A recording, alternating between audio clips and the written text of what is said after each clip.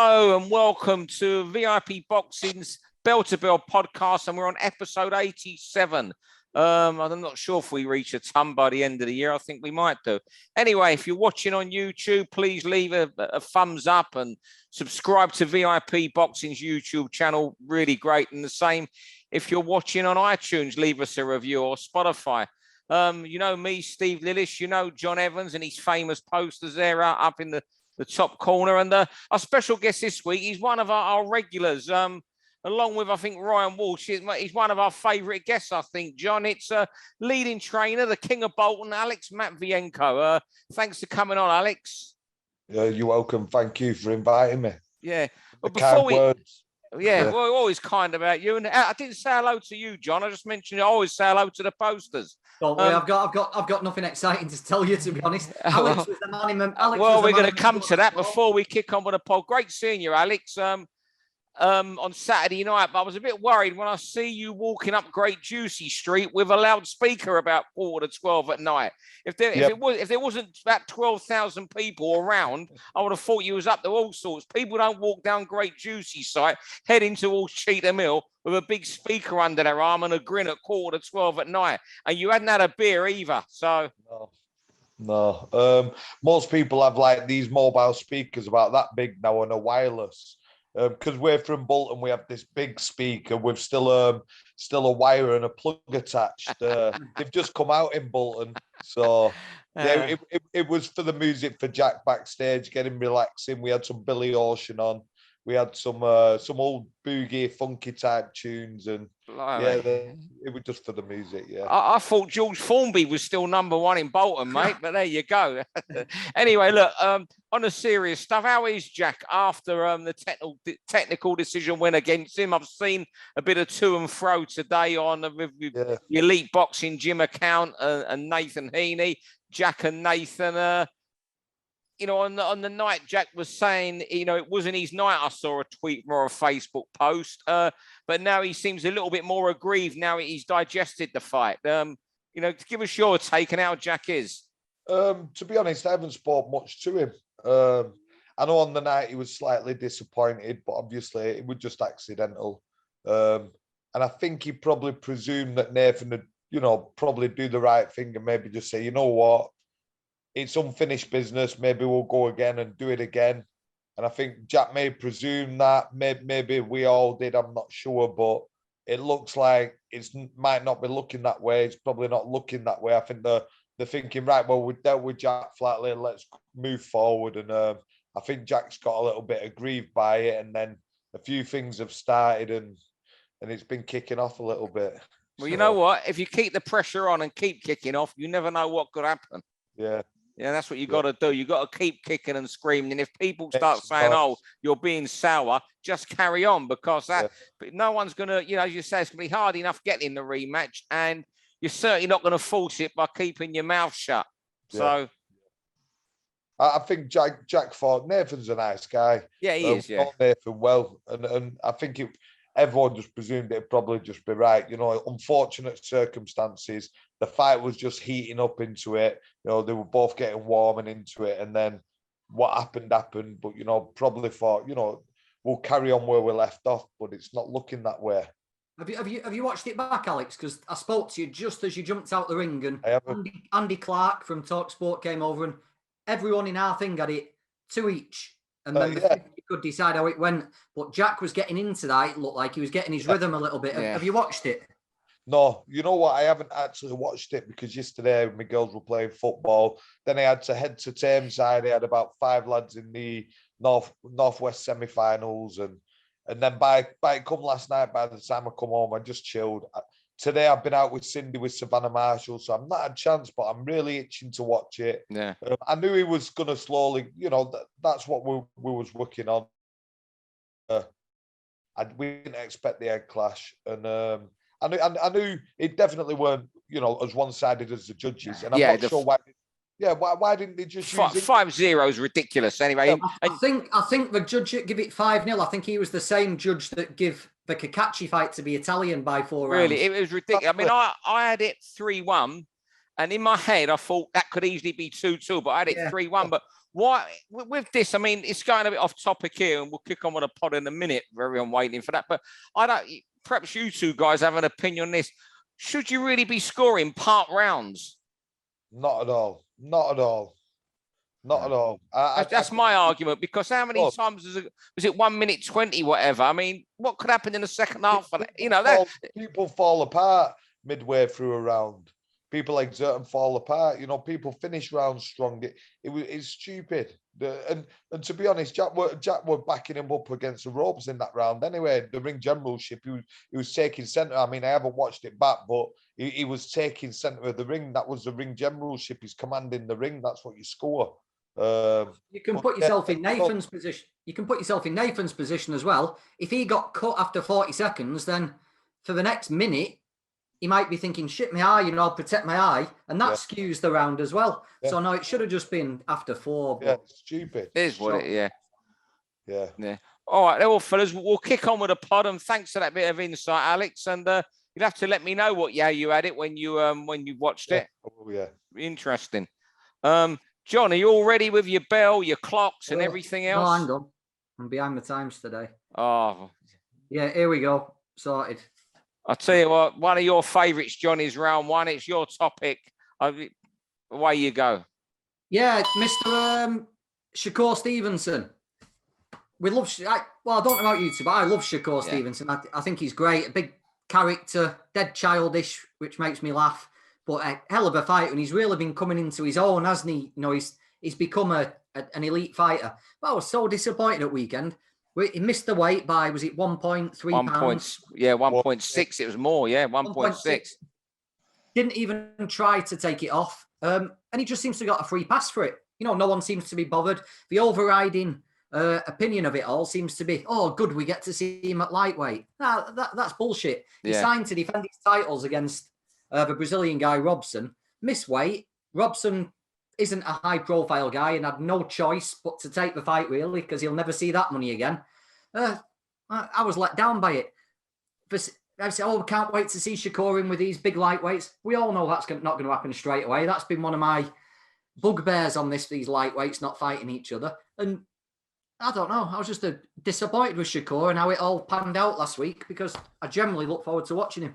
You know what, John? I was thinking about this on Friday when I read, or Friday morning when I was reading over that, found it the night before.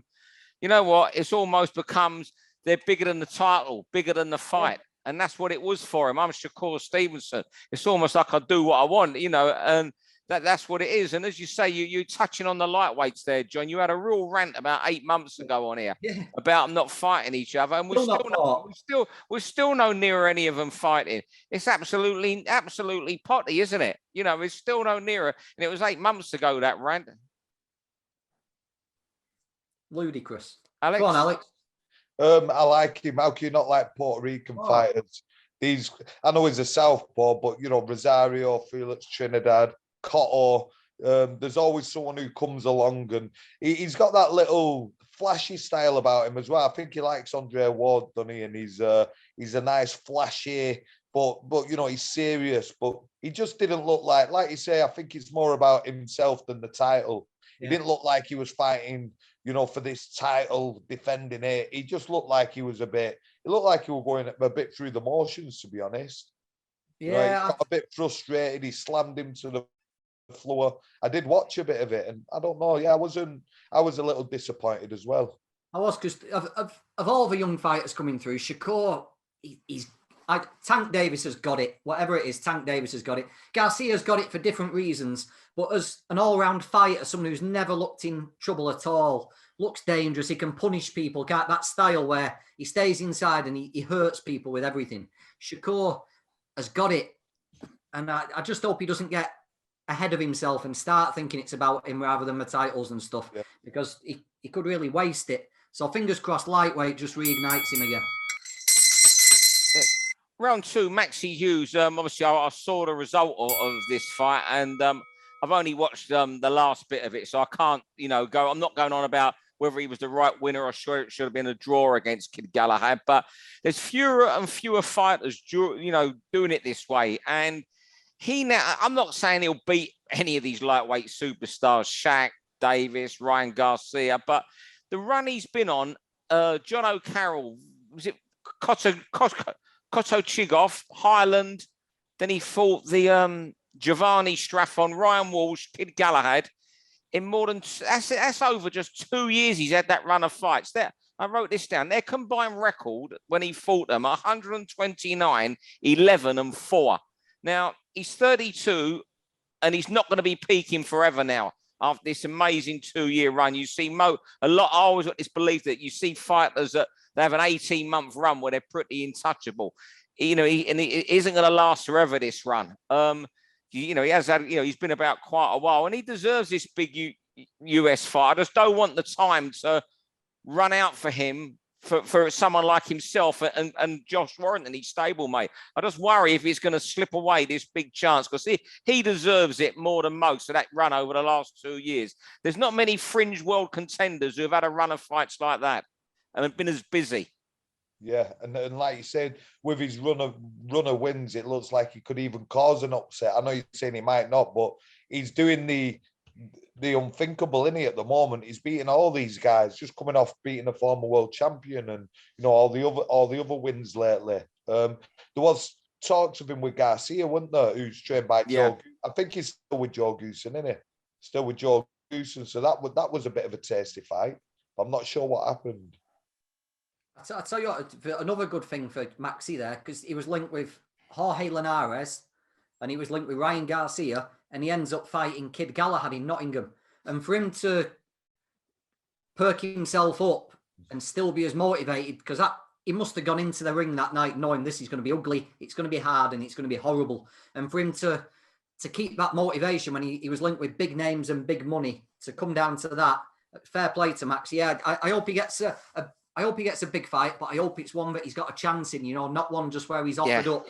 Because, like you say, form of his life, and it's not going to last forever. I just think he's got a lot of mental strength. His mental strength, second to none. I've got a feeling if it comes, John, it's going to be very much on the B side against one of these big names, because he's got the right CV to go in against them. 6 great wins over 2 years, men all with impressive winning records. I've got the feeling if the chance comes, he might get his $400,000 or $500,000, but it'll be against an absolute elite. Yeah. Round 3, over to Alex, and I think you want to talk about Hannah Rankin. Yeah, well, just about the fight with Terri Harper, I thought it was quite big in boxing. I mean, she jumped up about 1.5 stone, I think, if I'm correct. That's what Terri went up, and it's quite a big jump, really. If one of the men were doing it, maybe it'd be a bit like, but she went up in weight and she beat Hannah Rankin, didn't she? Yeah. Which has made up for a pretty good domestic rematch, I think, with Tasha Jonas. Obviously, there's a bit of maybe unfinished business or whatever there. And I thought it was a good win. She boxed really well.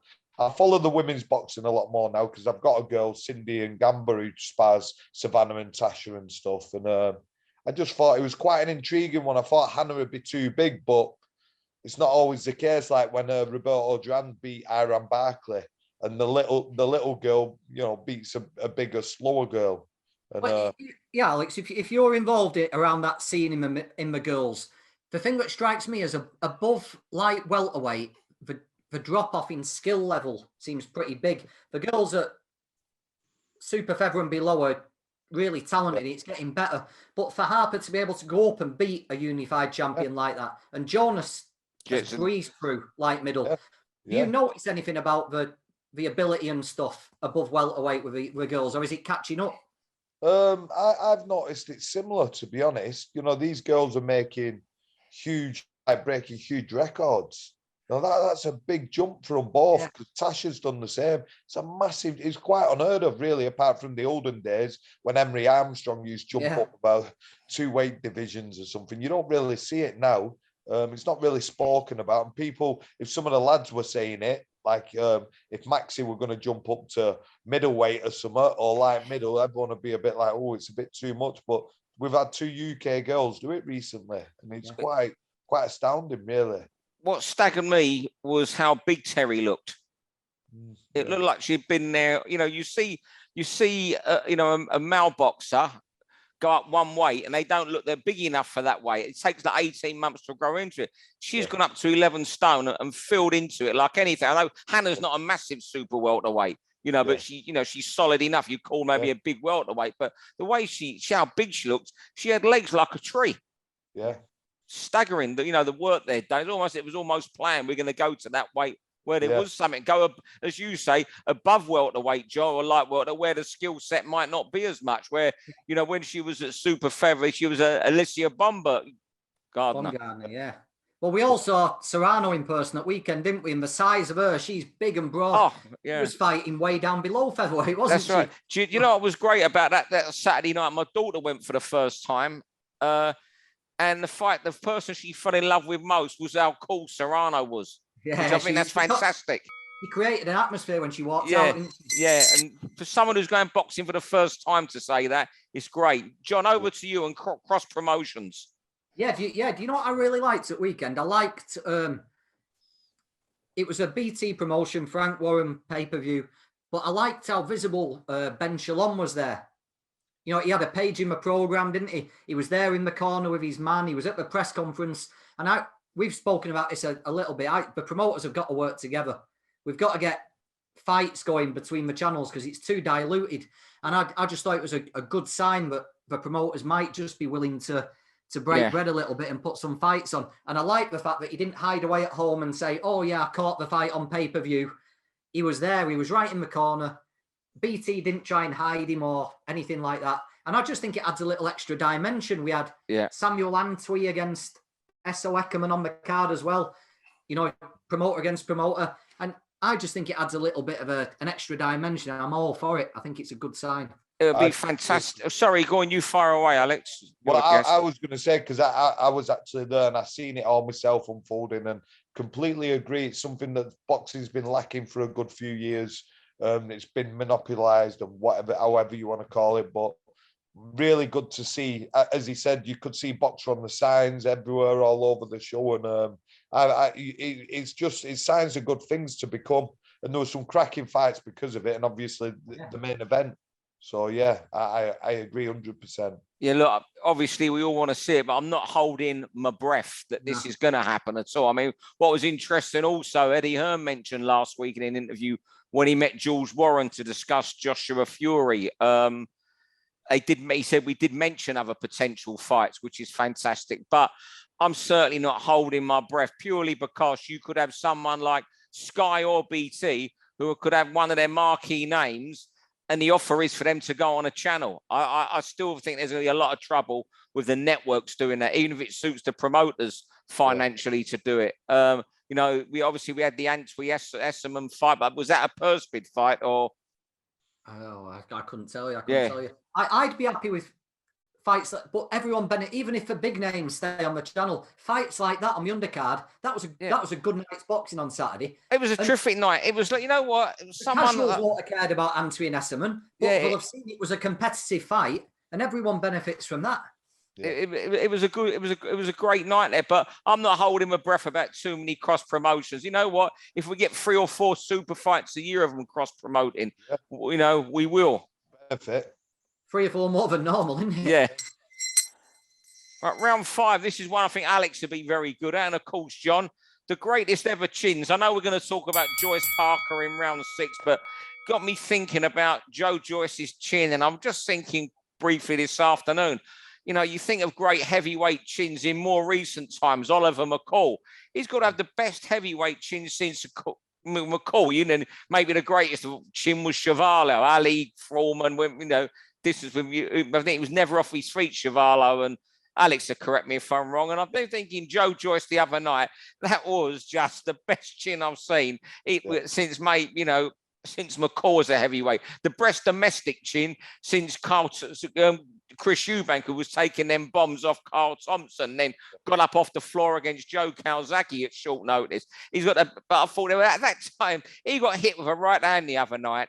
And instead of just planting his feet for a second, he just continued moving forward. I just think his chin is the best heavyweight chin since McCall. He might even top it. I just want to get your guys' opinions on great chins. So I know we're going to talk about the fight in a minute. We was all there.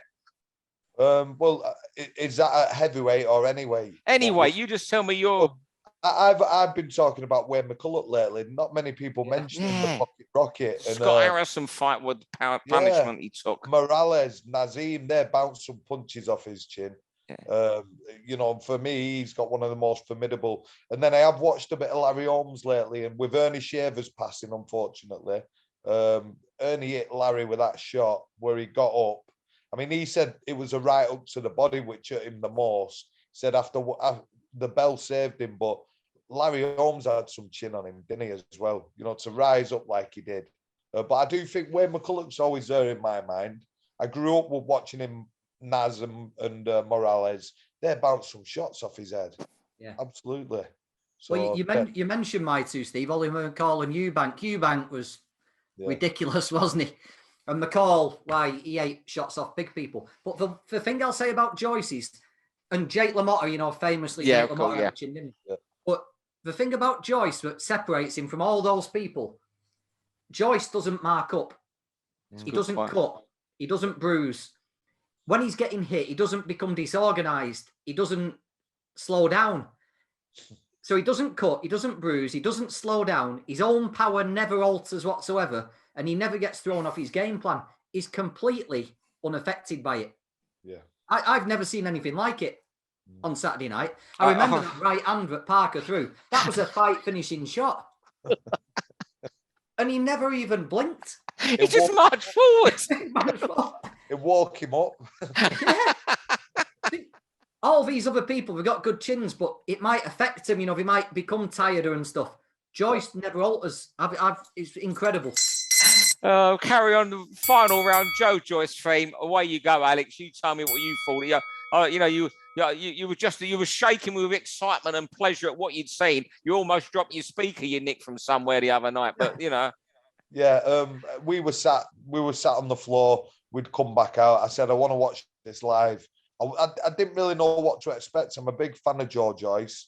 Parker's a lovely boxer. He's obviously spending a lot of time in Fury's camp, and he showed some great skills. It was a throwback fight. They were both moving to the right, like a lot of the old heavyweights used to. Sonny Liston, you know, Quarry and that. They'll move across to the right a lot, especially Liston did it really well. They were both moving away from the right hand. Parker was parrying, coming with the uppercut, the overhand right. Joyce is just, it's one pace, but it's a non-stop pace. You don't really, he don't fight in bursts. He's just boom, boom, boom, boom. It's just thudding. And when he gets hit, he sort of hits you back with two. And what a fight. We were sat with some Irish lads who'd come over for Anthony Kakase, and it was just such a great atmosphere on that floor. You know, best heavyweight fight I've ever seen live. By far, definitely. And I've seen Lewis, Holyfield, both fights and some of the heavyweight fights, you know, Joshua and stuff. That's the best one by far. You know what? A brilliant fight. It's certainly, I think, the best I've seen in a British ring. I'd have to have a think, you know, what I've seen. The best in a British ring. It was just something else. And after two rounds, I thought this is something special could happen here tonight. And as it unfolded, it becomes so obvious it was gonna. And the way Parker had taken them shots in rounds 8, 9, and 10, you expected it to go the distance. You didn't expect a one-punch KO with a shot like that. And that just added to the magnificence of the whole event, the fight. Yeah. And you know what? When you're a boxer, like Joe Joyce, his career, you know, we all knew him from, you know, the amateurs, a long amateur career.